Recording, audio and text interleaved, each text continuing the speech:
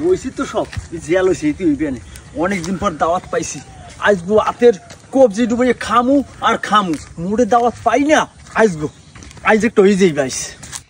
এ বাবলু এ খারা দি খারা এ কি যাও কই তুই আয় যাই ওই ফেসবুকে একটা ছবি ছাড়ছিলাম সেই ছবির মধ্যে আতাউল্লি আইয়া কমেন্ট করিয়া কয় আমার পরিবারে তোর দাওয়াত রইলো তাই আমি দাওয়াত খাইতে যাই।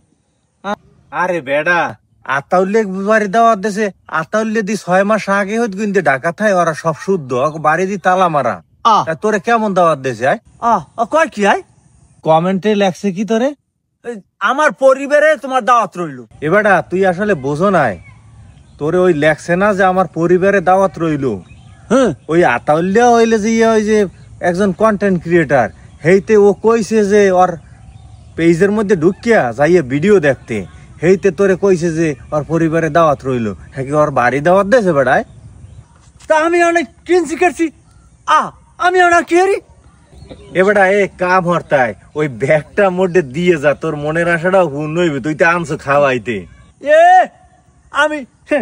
অত সোজা না আগে না নাম করা বলদ দিলাম এখন হে বলদ নাই অত সোজা না